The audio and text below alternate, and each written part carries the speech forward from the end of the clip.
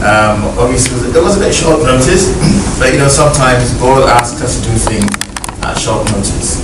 So He's used them to invite us to come and share with you some thoughts on singleness and dating and marriage as a whole.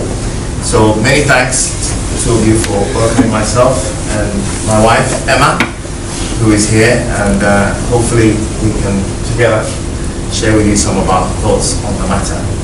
Can I ask how many people are actually singles here today? Because in being introduced to people, we get people who are married and people are winning these prizes, which means we probably have a lot of married people here. Any singles? 1, 2, 3, 4. So what about number? And of the singles, can I ask if there's anyone in a relationship or dating anyone? Anyone? So 4 are not. That's good. Hopefully you also each other. Sometimes when you have a big crowd, we want them to see, okay? You've seen who is single and who is not. Who knows what you may find at a singles meeting. So not a bad thing to have. So glad you've done that. So Emma here, we've been married for how many years now? 15 years. 15 years in August. Yeah, I need to ask, you see. We met in, how many years ago was that? 2008. So that's 4 years. So 19 years we've known each other for. We met in 1998, probably earlier, 97, actually at university. So I was minding my own business, and I was doing economics, and she was studying geography, but happened to share a room with a classmate. So I went to her room to ask about the classmate, and it so happened that the classmate wasn't there, but she was. And I remember going with a friend of mine who happened to be my best man in the end. And the first question I asked her then, this is first day university. I haven't sort of gone anywhere. For some reason, out of my mouth came, "Are you married?" She nearly fell off her chair at the time. Who's this guy? And of course, the answer was no. And long story short, we went one thing after the other. Eventually, we did get married. Okay, there were other men chasing her, but I thought if you're not married, then I can chase you. The point is, if you're married, it's no go. But if you're not married, I have a chance, even if there's a guy chasing you all the time. But that's that. Do you want to say anything? Well, I'd just like to say that yes, it's been a lovely 15 years of marriage. Praise God. But it hasn't been easy, and it's a privilege to be here to share what single life is about, what relationship life is about, and also what the journey, what informed our choices, and hopefully what we've learned over the years that can help somebody. So this is very important. Solomon said we should seek wisdom passionately and find it because it will help. So we're privileged to be here. We hope you're also glad to be here because these days people think dating is just meet somebody, be happy with them, and just go along and hopefully get married, and that's that.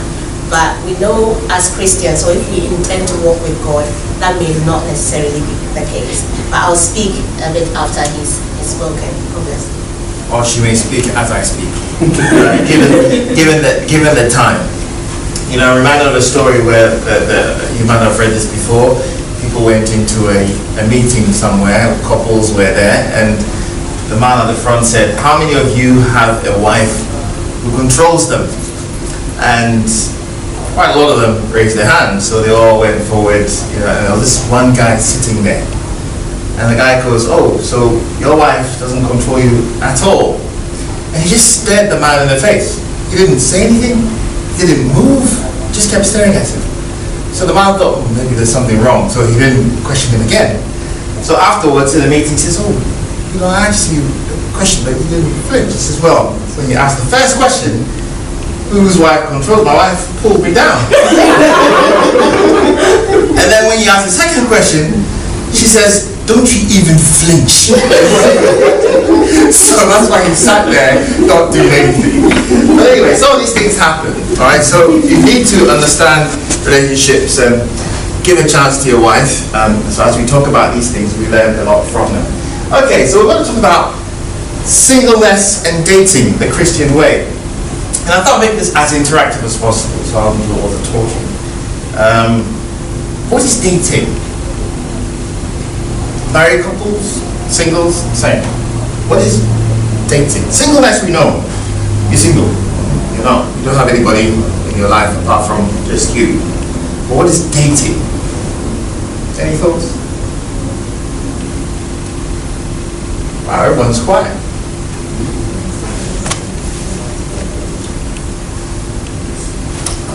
You're just thinking it out. Yeah, share with them. Share with that. I was just thinking about the term single.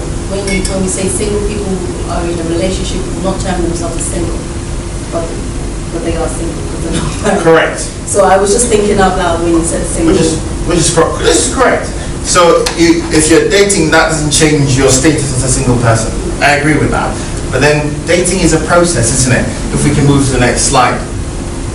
So, funny enough, there's no definition of dating in the Bible. So whilst we come here as Christians to talk about dating from a biblical perspective, you wouldn't really get a definition for dating in the Bible. So I sort of thought, okay, what does the dictionary say? One of the best around. And it just simply says, the series of social engagements shared by a couple looking to get married. So the whole process of meeting every now and then has an objective, which is to get married. And this can go on for a long time till a decision is made to marry or not. Now, that bit there is always what, as Christians, we struggle with. What do you do when you're dating? And if it's going to be a long time, what happens? Because, you know, dating can be fraught with challenges and temptations and the rest of it.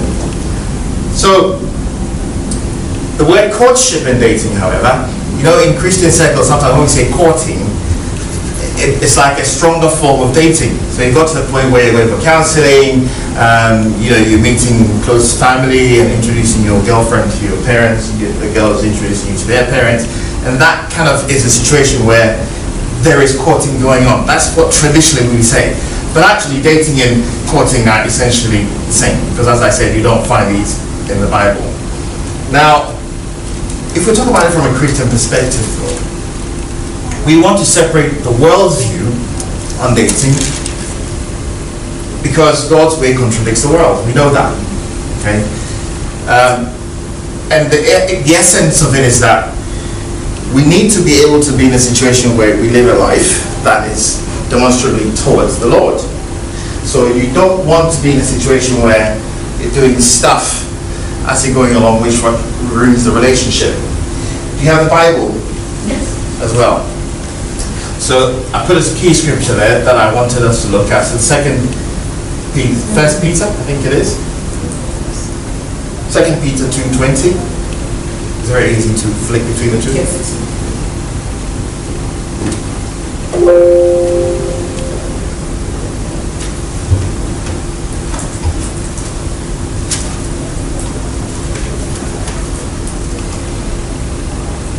Peter 2:20. Yes. So simply, it says here, for if after they have escaped the pollutions of the world through, this is amplified, right? Yes. That's fine. Through the full personal knowledge of our Lord and Savior Jesus Christ, they again become entangled in them and are overcome. Their last condition is worse for them than the first. The essence being, if you're not a Christian, so when we talk about singleness and dating from a Christian perspective, if you're not a Christian, you will struggle to understand Christian morality. It's quite simple. If you're not a born-again Christian, Holy Spirit guiding you, it's difficult to appreciate. So there may be people you've invited who may not be Christian. It's just to provide that guidance that Christianity has certain principles. It doesn't mean we struggle to be like that because the Holy Spirit helps us and we continue to fall. But at least you should be someone who has set yourself apart and sort of focused on the Lord. And then we can talk about these things in a way that is sort of wholesome. But the world views to date around as many as we can. So we talk about, you want options, okay? You want to date as many people as you can and choose the best. Right? That's sometimes the world's view. But as a Christian, the important thing is to discover the character of a person. It's so important. Doesn't matter what people do or how many times they attend church, because you know what? There are people in church who have a very, very bad character. Do you agree? Yes. So it's important that you get to understand these elements before.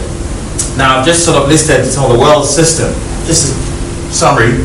You meet, you have sex. It happens so often in the world. I mean, even last week in my own office, I had a conversation with a bunch of people who just are so godless. They didn't see any reason other than having sex. It was like, that's the whole point, isn't it? So they meet, have sex, move in together. So I have a chap who works under me, who got permission from me to leave work early so that when he goes to the hospital to do a baby scan for a lady he's moved in together with. They're not married, nothing, but he's going to the hospital and says, hey, fine, please go ahead and get your baby sorted. But complete godless situation. They commit to one another, yeah, and they get married. And then of course we repeat the steps above. So it just goes on and on. The next one, which is God's plan, is you meet and build a friendship. You build a proper friendship, which involves character building. You then commit to one another. Of course, takes a lot of stuff happening. You get married. Of course, you have sex at that point. Sex doesn't come at the beginning, it comes at the end. It should never be the focus of the relationship. But of course, we have sexual drives, and we'll come to that at some point. And of course, we stay together. So, we talked about what dating was, and essentially, dating, it's really a cultural thing. I don't know where all of us have come from. I'm from Ghana. Nigeria. Anyone else here from not Ghana, not Nigeria? Oh, wow. So we got Ghanaians and Nigerians. Wow, so quite simple in that case. So I guess the cultural differences will not be that much. But essentially, you find that in different cultures it's different. In Ghana, you wouldn't, it's rare that you find a man go to sit at a dinner table with a ring and they're propose and they're engaged. In Africa, big deal. You go to the family house and have all the suitcases full of panties and all these things for the man who's hiding behind the wall and gets called later on. All these traditional stuff that goes with engagement. Is that what you do in Nigeria? My wife was asking. When you do engagement, yeah, you don't sit behind a table and say, I'm engaged, you give her a ring and then take it home and say, Mom, we're engaged. You don't do that, do you? But it happens here. Isn't it? Pastor, still, is that what you did? Is that what you did?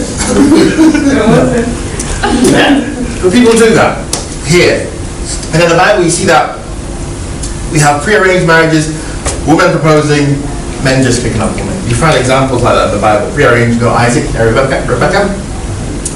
Women proposed, Ruth proposed in a very interesting way. And of course, there's a bizarre story in Judges of the tribe of Benjamin lacking women. They just have to go and get them from somewhere in front of them and say, hey, pick your choice. So in biblical days, it was slightly different. We don't just need to find your woman and there you go, off you go. But things have changed recently. So we come to the matter of choice. Today, we need to make choices, okay? But there are three assumptions about choices generally, all of us have, which are, it affects me, then I should be the person that makes it. Is that right? The more options I have, the better choice I will make. Is that true? The more options you have, the better choice you'll make. So you got 10 women. What do you think of the first one? It affects me, then I should be the person that makes it. What sort of thinking? Talk to me.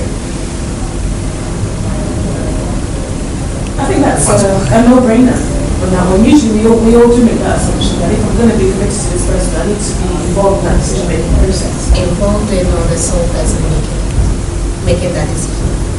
That's the question. It's about choice. Let's look at all three together. We can think of some more. The more options I have, the better choice I'll make, and I should never say no to choice if I can make it. What's this telling us? So that's straightforward, is it? No. It's just saying that you can't make choices on your own. You need to involve people. The fact that it affects just you, because you think it just affects you, not just you. Because once you get into that relationship, it affects everyone else. And from where we come from, it affects the whole family. Brothers, mothers, sisters, and everybody, because you marry into the family. A bit less so in the Western society, so which is where we are. So probably you always need to think about these carefully. I've sort of brushed on this, so I'll jump this particular slide. But from the biblical facts, basically what we're saying is families help young women and men meet and become engaged. You don't get that these days. And it can be quite tricky. I've literally got someone in our office who had an arranged wedding. My wife and I attended the wedding last year. Big wedding. It was Indian. Big wedding. And the family brought them together. But this guy was on yesterday in the office saying he's about to call someone to get a divorce. Just after, it's not even, probably a year and a bit. So sometimes it doesn't always work the way we want. So we can go to the next slide. So what do we have today? Singles are more on their own to find a mate. These days, if you're single, you know, only God will, I have to wait though. Otherwise, Charlie, nobody will come my way. And unfortunately, that's what it is. So we get certain characters. Singles don't bother to look for a spouse at all.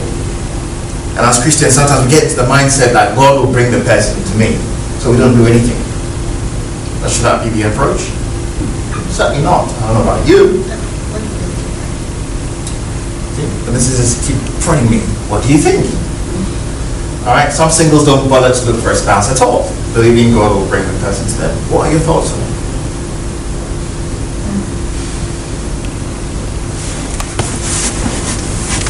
The name tags.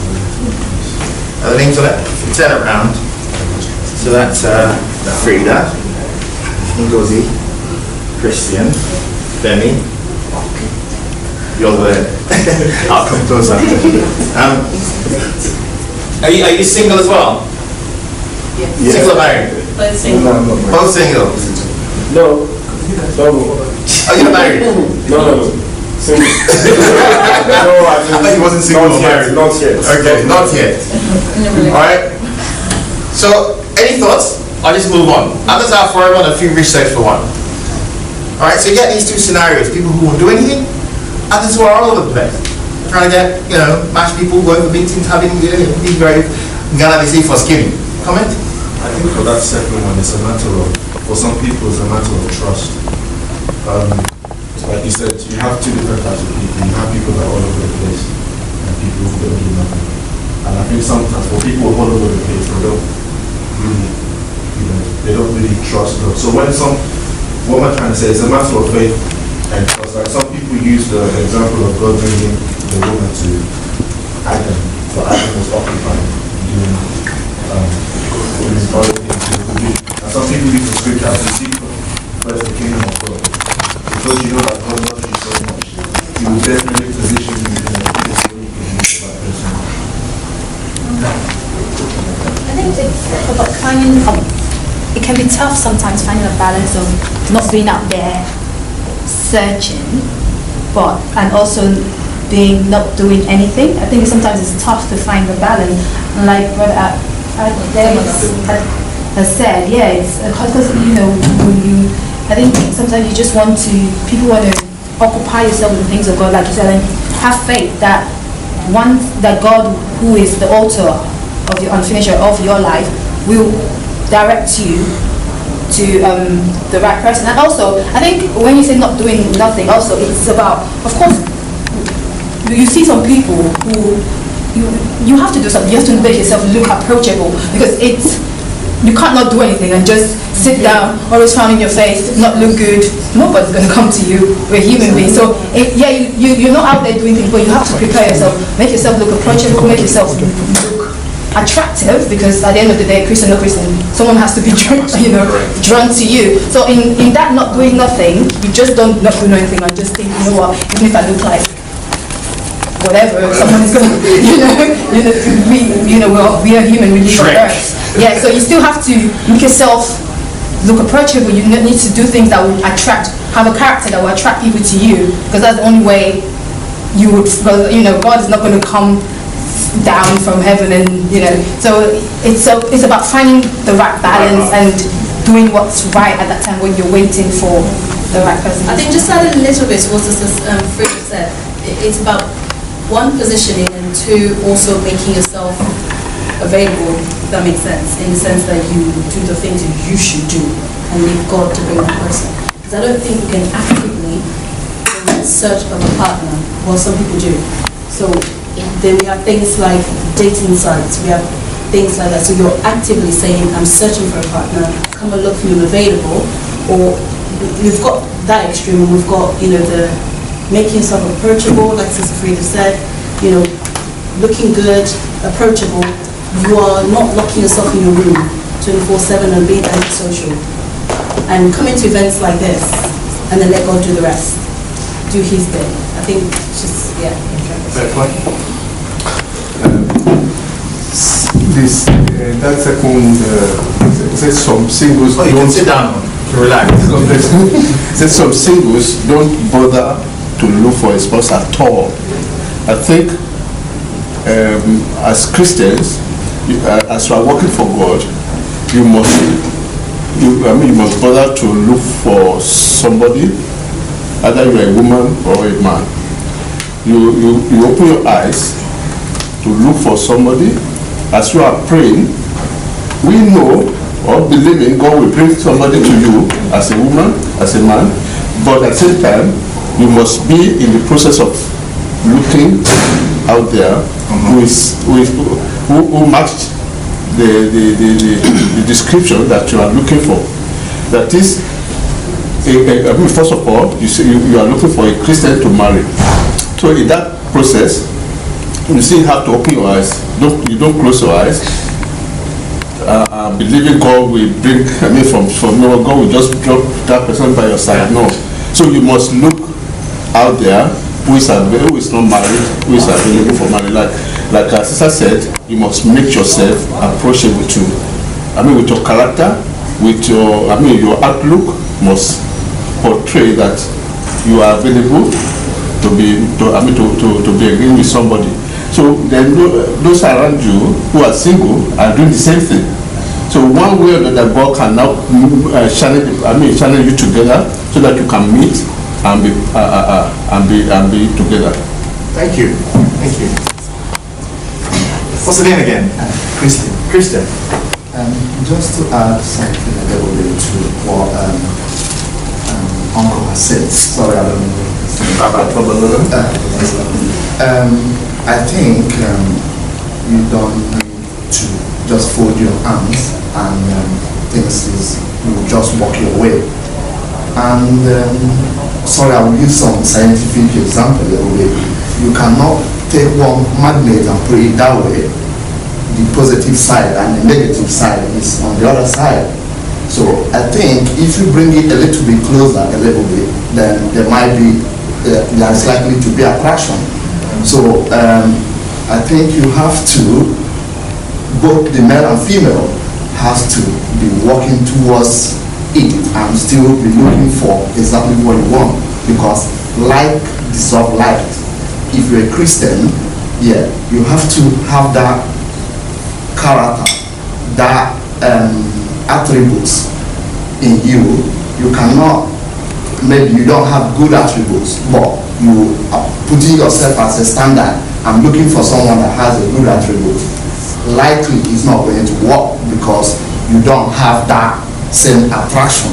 So you have to have that same properties for you, the male and female, to be able to attract to each other. And the more you drag it too much, it might pull the other force away. That's what I think. Thanks. Okay, so I think essentially what we're all saying is you don't just sit down and put your hands in your lap and say, God is going to do it. The Bible says, delight yourself in the Lord and He will grant you the desires of your heart. So as you're busy serving Him, I think that's what we're concluding now. As we're busy serving Him, He will direct our paths to people but we have to make ourselves available. We have to make ourselves appealing, and we have to make ourselves friendly, because it's in that we meet a friend first of all to become a partner. We can't just be spiritual, and believe you me, some people can be very spiritual. They're seeing spiritual things and not in your physical. So God is actually bringing somebody and you can't even see because you're in another realm. It's good to be there, but it's not helpful in this sense. Amen. Thank you. Wow, that was a very long discussion on one point. It's nice to see that people interact, and this is what I was looking for. So whilst we're going through these slides, we might not even finish all of them, but it's good to at least take some nuggets out of the whole experience. So next slide is about being single. Now, we've talked about all these things, but the issue is there is nothing wrong actually to being single. Sometimes we can get a bit absorbed in the fact that, and particularly sadly women, and I have a friend like that, as you grow older and there's no one, you start getting a bit nervous, and if you don't take care, you just marry everything that comes along, because you're so keen to get into a relationship. That doesn't have to be. You don't have to go to all the scriptures actually, I'll just sort of broach over them. I mean, in 1 Corinthians 7, Paul talks about the fact that singleness is a gift. He's saying that he would like people to be like him, because the context was that he wasn't in a relationship and that he would like everyone to be like him. But you know what? It's a gift. If you have to be in that state, great. Otherwise, get married. There's nothing wrong in that. And Jesus actually, in a conversation with his disciples on divorce, he got to a point he said, "Oh wow, then nobody should get married because it seems so difficult." And Jesus says, "Look, some people were chosen to be eunuchs, some made themselves eunuchs, some were designed that way, and all that." But in every situation, it's actually a state that has been given to them. Not everyone has to accept that. And I think the general norm is that we all want to get married. But of course, singleness has its advantages. Paul also outlines that in 1 Corinthians 7. You may write these scriptures down, or Pastor may share these slides so you see the scriptures and read them later. But in there, he talks a lot about the fact that if you're not married, then you can focus on God. If you're not married, you have less troubles of this world. Believe it or not, no matter how much preparation we do in getting married, when you get married, you still have the troubles of this world. You need to take care of your family, you need to get a house, get a mortgage, buy a car, then kids come, who you probably planned it or not, and then all these issues you need to deal with on a day-to-day basis. So there are issues to deal with. You might be a billionaire and therefore none of this matters to you, but I think most of us here are normal people who face general challenges. So Paul is saying, I'd like to actually spare you that trouble. Then you go to the next slide. Same thing, it can be hard. Being single can be hard. And as I said, if you're growing older, men probably less so, but even men, they still do that. And I do have friends around who I think they look at us and they've seen that you've moved on, you've got your home, you've got your children, you've got this regular job, and they're still in that state of post-university life, as if they can't really break out of it. And sometimes they see you and they struggle with the situation, you can tell. And they would love to be in a relationship, but you try to bring them together with someone, it never works. So it can be hard. Everyone agrees with that. Everyone's laughing, right? It can be hard. Because again, the society expects it, so you feel I must. You go to church, all your friends are getting married, on the wedding day all this is happening, and you know at the back of your mind, not a man has ever proposed to you. And you think, what's wrong with me? Or the man thinks, every time I propose to someone, I look and say, am I ugly? I never seem to happen. And I've got a friend like that. I said, I keep telling you, a bit childish. When we were at school, we used to jump on tables, all of that. I said, look, if you do that, women wouldn't because you're not growing up. And even now that he's the same age as me, he's still a bit, as if he wants to jump on tables. I kind of keep saying needs to sort of settle down. But anyway, you need to recognize that it's a gift from God. Funny enough, singleness is equally a gift of God. To handle it in a mature fashion before you get married is a gift. And it doesn't have to be permanent. We can move to the next slide. Be patient and trust God. The focus every time. Key scripture, Psalm 37, we all know this, delight yourself in the Lord and he will give you the desires of your heart. Very often I say when he says he will give you the desires of your heart, it literally, I see it as God himself putting the desire there. So whatever you desire is the right thing, if that makes sense. Yeah. Because we have desires and very often we don't get met. But if God is giving you the desires of your heart, then you get those desires, right? So if we submit our desires to him, the desires he places there will generally come to fruition. if that makes sense. And then, of course, trust the Lord with all your heart. Do not lean on your own understanding. We've heard lots of these scriptures before. But I like what Solomon says. Daughters of Jerusalem, I charge you, do not arouse or awaken love until it so desires. So wait. At the right time, it will come. It doesn't mean you don't have a sexual drive, but you know how to control it. Certain final words. So you stay pure as a single person. You honor God with your body. You know that your body is God's temple. We learn from Romans 12 that we give our bodies as a living sacrifice. It's on a daily basis.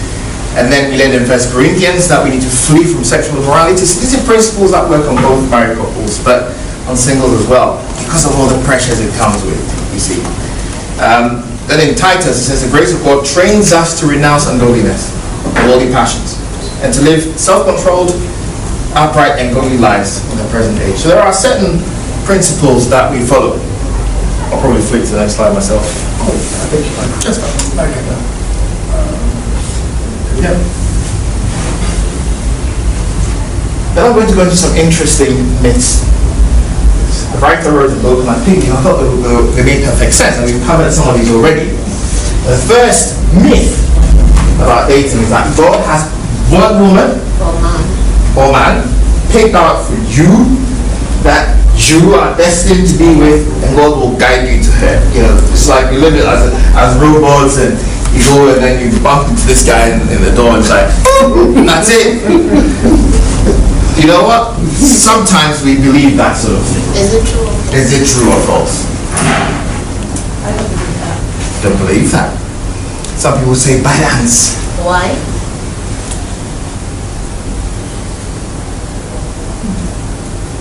Can't really explain it, but I think we have it's almost like we have this sometimes we live in this fairy tale.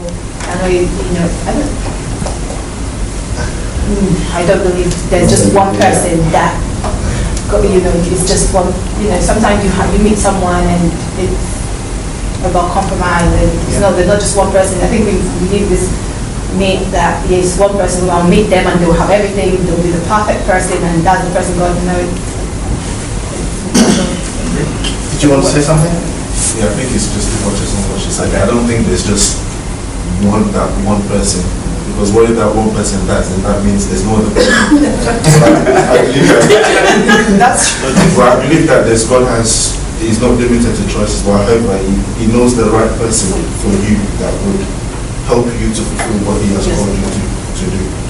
And if that one person goes, then you just always look at someone who can also help you to fulfill what God has called you to. And I also believe that he presents people to you and he helps you to make the right choice. He gives you the wisdom to make the right choice. Thank you. It's very interesting. Please go ahead. I think you got lots of hands already. Please. There's one verse in the Bible that says, he that finds a woman. I want, if you can expand that, meaning that if you really need to search and find, you don't really need to wait. Then, if that is true, then I don't think it's one person as you say. What if the person died? So,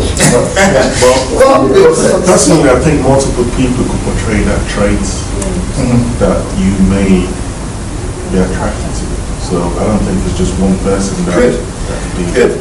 And I like that, because there tends to be, within Christian circles, you will get top leading pastors that teach that. So you might follow these things and think, if that person is not coming, then either God doesn't want me married, or I'm happy to be single, this is my lot from God, that type of thing. But that shouldn't be the case. So I agree perfectly. I know there's a session coming on choices on how to find the right partner. I've jumped ahead with the agenda, but we get in Christian circles as well, people prophesying, people seeing that you are the one. And again, we want to debunk this myth, because it takes, if somebody has seen, it takes the person involved in going into it to actually also be convinced and convicted that this is God's will for them. And as we're saying, it's not necessarily one person. Otherwise, we make them perfect, and then when there are bumps along the way, you start to question God, the God who gave this person to you, instead of trying to work on yourself and the person work on themselves and together try to make it work, we're always looking, because God gave, it's like Adam, the woman you gave me caused me to sin. So we don't want to get into that situation. Amen.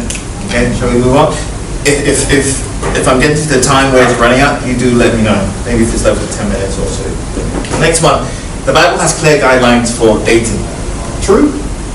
Actually, I put the answer there. But it doesn't have guidelines for dating. Most of the, as I said in the beginning, most of the things that look like dating were actually pre-arranged marriages and women being thrown at the men. So the Bible hasn't got clear guidelines for us. So and then this is a bit similar to the one. God will reveal to you the woman that you're going to marry the instant you meet her. Gosh, this is bone of my bones, flesh of my flesh. And then she'll be wondering, what the hell is he talking about? Alright? It doesn't. Let's be honest though. God can do mysterious things. Right? There was a story, I don't know, I think it was Yomi Cho, I don't particularly listen to him, but he gave this example of a woman who was struggling to have a man, and eventually he said, look, you need to start picturing yourself what this man looks like. And this woman described the man she would like, and this and that. It was to a fine detail. He said, close your eyes, imagine it. She did all that, and then they went for some conference somewhere, and this lady sees this man who approaches her and thinks, have we met? And the guy says, no. She was so sure she met him before. And then she suddenly realized it's the description that she had given. Whether it's a long nose, big head, whatever. It was all there. So he's got to be the one. But it doesn't always happen like that. Alright, so we can't really have that thinking. This one is an interesting one. You have to be friends with a woman before you can date her. Interesting one. True? You have to be false. False? I like that. Why? I think because meeting someone, and because you may not have been friends before you met, you know, and then, okay, I'll use myself as an example. When I met my husband, we were not friends. You know, we met, and then we started talking, and from the talking, we didn't say let's be friends first, because there's no let us be friends first. We just started talking, and then we went on a few dates, and then we knew from the onset where the direction which we wanted this relationship to go to. So I wouldn't say we were friends. You could say what we were doing there is friendship, because we're getting to know each other, but if we're going to go by the definition of courting and dating, we would say that's more it than friendship. So you went straight into it. We went straight into it. We weren't friends first. The issue is if you have the intention, make it known. I have a typical example as well. The same friend who jumps on the table, but I use him as an example because he was friends with someone for a long time. Right? He thought that we had something going. Alright, but she grew, the friendship, the relationship grew, and it became nice. And then one day, the girl comes up to him and says, oh, I met George. George asked me out. And he's thinking, wow, because I thought we had something going, but you didn't make it known. So she developed a relationship. She was a nice friend. So when she came to him to say, George has asked me out, she's saying because she thinks he would be happy for her. And he's thinking, ooh.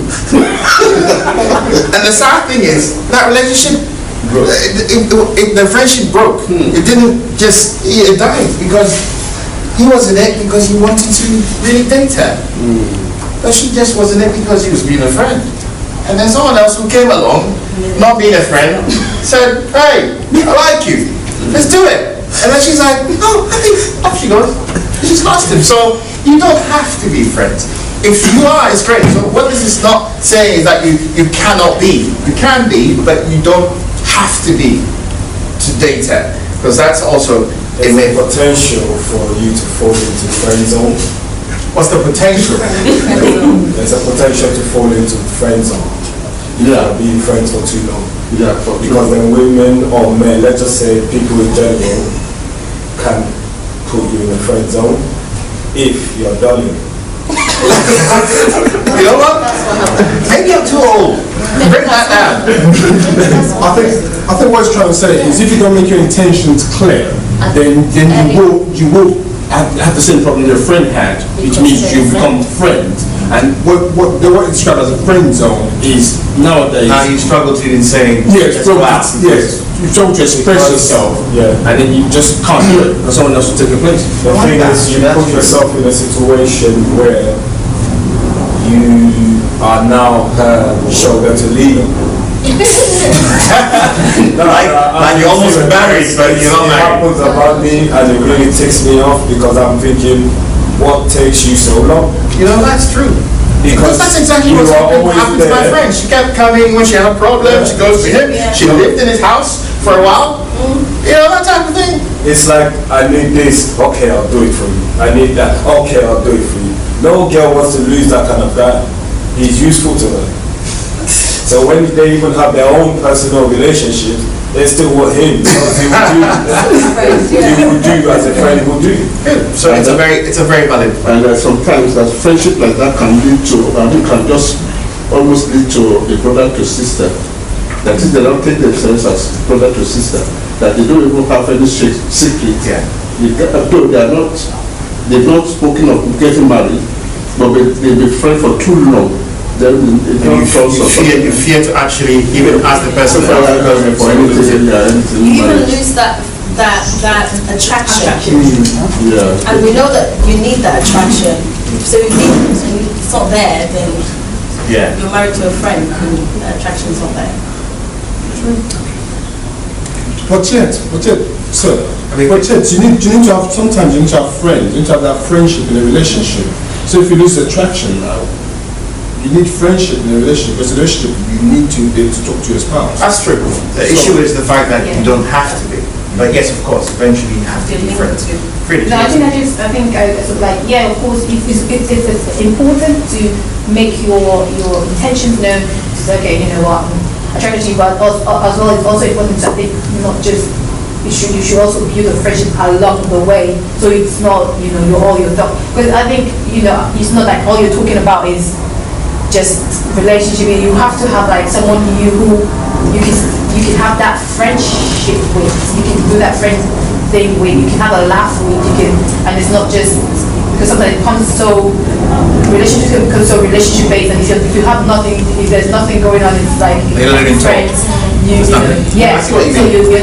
It's a bit like what you said, friends also let your intention. You both know you're attracted to each other. You both know you want it to become more than that, but you still build a relationship where you're also best friends. Okay. If I may, I think just yesterday somebody asked me a question that I didn't answer, but I think it's kind of related to what we're discussing right now, and it might be good, and it might be a very good question for you guys for the speakers to take later on during the Let's Talk About This session. Someone asked the question, why is it that a lot of guys are afraid to actually talk to girls? And the reality is a lot of men are actually afraid to actually talk to ladies. They can the whole friend zone thing and having a guy that wants to help a girl for every little thing. Such guys usually have feelings, but they are usually intimidated to actually express them. And it's usually because a lot of men put ladies on pedestals, and as a result, they maintain that courtier style relationship, and they stay there. And like Brother Francis has said at the back there, the ladies find them very useful. That if I need something done, he can do it. So you'll be a fool to get rid of such a faithful courtier. And what hurts is, what is worse is the ladies know how the guy feels. Sometimes they do. Sometimes they do. You know. I believe they know. They might do. Okay, all right. I like that.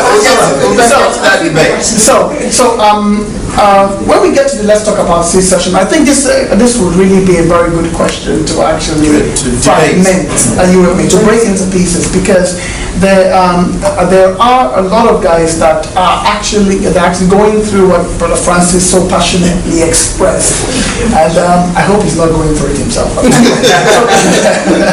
next slide, please. So is the last myth. A man's sexuality is a ravenous, snarling beast that should be kept in a cage until he's married.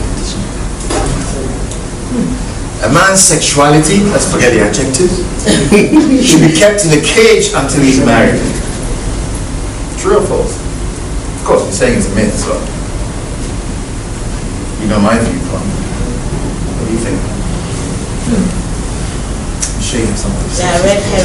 I want to make sure, but a man, as in man and woman, or just a man? Just a man. Just a man. Because let's face it, you know, men just go the lights on, right? So in a dating relationship, you don't get women going all the time. It's the men who are at that risk of getting lightened up. Yeah, you've shown up one day, you know, we're not saying women shouldn't dress nice, they should dress nice. But you've probably dressed that day to more than please.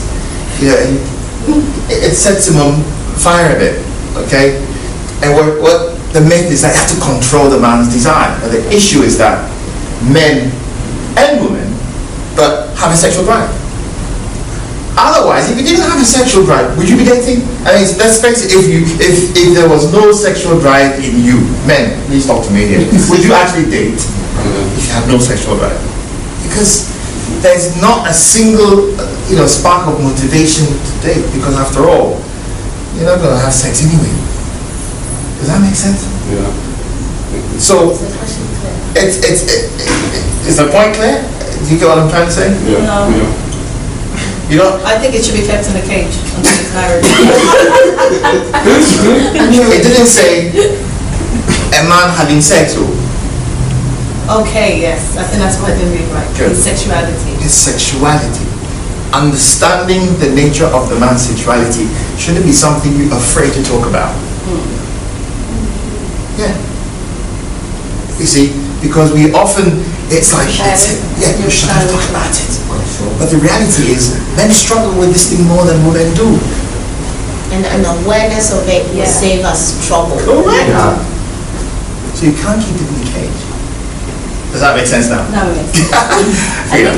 Yeah, because I think it's like you said, we shy away from, because mostly as Christians, you don't want to talk about it. But at the end of the day, you're going to get married and you're going to have sex with that person, and you need to have that conversation. Because I was reading, I think I was reading a blog or something, and this lady, she had, they'd done it right, waited, and they got married, and this sex life was zero and crazy, and that has brought a huge thing in the marriage, and now they're looking into divorce because she realized that he doesn't please me, and she, and I think that's a matter of counseling. Yeah, but I think it's something that should come up, and of course, if you have sometimes talk about it in counseling, so that you got to know what you're getting into, and what the mindset of that person is concerning, sex. I think because I think it should be.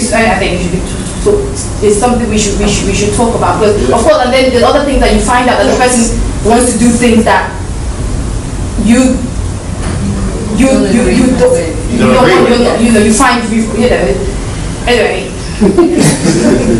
I was going to ask a question actually.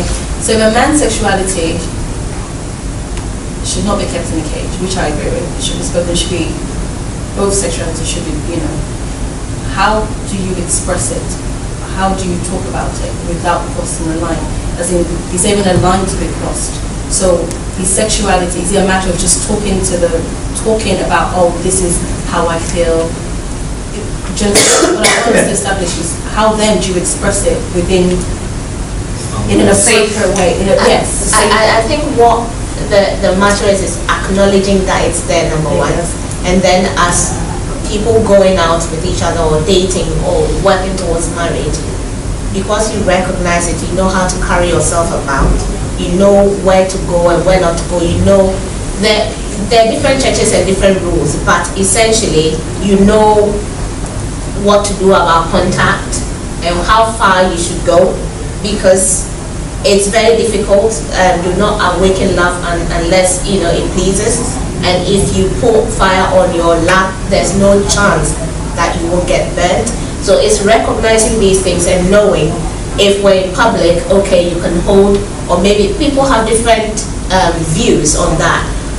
You can hug, it's okay, but if you're by yourselves or you're discussing or you're planning something and you're in a place by yourselves, which it's not ideal, you know, you really should recognize this and be able to avoid or maybe sit outside where you know you will be safe, or have accountability figures that would hold you into account when you've met the person, you know, and hold yourself in check, and knowing where you want to get to, and knowing that you don't want to do this before it pleases. You know, I think that's the essence of this. So no, it's not about discussing how far you want to go and what types of sex. We're adults here, so we're going to be very candid with respect. Is that okay? That's fine. That's fine. And the key issue, and I appreciate time. The key issue is the fact that a man's sexuality is, they struggle with sights very often. So if you're in a relationship starting, if a man has a roving eye, you'll soon tell. They just can't wait to hold and touch, and you'll come to understand it. So the issue is having the awareness that this can happen, talk about it and see it. So you know that the man you're going out with has certain controls. But it doesn't involve talking about maybe types of 50 shades of whatever, how far a person can go and what different types of things they want to be doing. That's a bit too far. Is that, okay. Shouldn't we even discuss that? But at dating stage, I mean, if you go into graphic details, you are awakening things. I believe you seriously that you. Okay, I'm gonna you see the person and you start imagining. I'm going to rush through, all right? Because I think there's a point where we'll have lots of questions as well. Yes. So, 2 minutes? Actually, a minute. A minute. So let's rush through the slides. Wait. We're going to take it during the question. We'll take it to, we'll have lots of discussion. We'll come back to the it's not going to be of the same effect. We're going to take it down. Okay. No, please carry. It's fine. You sure? Yes. So 160 last. Yes, let me go through. Let's flick through. So basically, we can share each slide. So if you go to the next slide, we talk about dating principles, and that it's basically dating is only one of many ways to encourage someone of the opposite sex. Believe it or not, if you have a habit of being, if you look at these scriptures in Romans 1, 1 Thessalonians, Hebrews 10, it gives us indications of how we encourage people. If you're in a church environment, their attitude of encouraging, either from a lady's side, from a man's side, it helps dialogue, and it brings people to that point, and that may lead for you to looking at the partner in your life. Next slide. Successful dating leads to marriage or breakup. So basically, if it's successful and you break up, you remain friends. All right? If you get married, great. But if you break up, you will remain friends. That's the trick. That's the good thing about it. Next slide. Some guidelines. You serve together, go real slow. You have time. Learn to control your own body and commit to purity. Don't wait and say no. You can go to the next slide. If you wait to say no to passion, you always give into it. You're flirting in the wrong place. You can't say no. You both sort of get to a mutual agreement and you do it and then you regret afterwards. And there are other elements, God hating, divorce, and so on. So these are things we need to remember. Don't focus too much energy and money on the wedding. Focus more time preparing for life together. Great weddings are great, but the marriage is most important at the end. Okay? However, there are no guarantees that a person who's a Christian or not becomes the best. So we need to recognize those things. Next slide. Go to the next slide, actually. So some principles. Am I ready to date? You need to think about so many things. Maybe someone who's divorced before. You need to check that. Emotionally, past relationships, your spiritual state, whether you have money at all to do it. So you need to have all these things at the back of your mind. Next slide. It's dangerous to avoid counsel. We talked about choice. And you need to have, if you attach yourself to someone, you don't take counsel from anyone. It's dangerous. You might live regret it. That's something you need to work on. So last points, pray and work on your guidelines. Set yourself a network of couples, including married ones. Evaluate your guidelines after some time and enjoy your romantic friendship. Whatever you do, enjoy it. So that's it. So we were bringing questions here, but because we've already had a lot of discussions, it's almost as if the questions have been answered better. Okay? So I'm sure we'll engage a bit more as we go along. So okay. My missus wanted to talk as well afterwards, but I think we'll say some things later. Yes, fantastic. Thank you. Ladies and gentlemen, can I give Pastor David another round?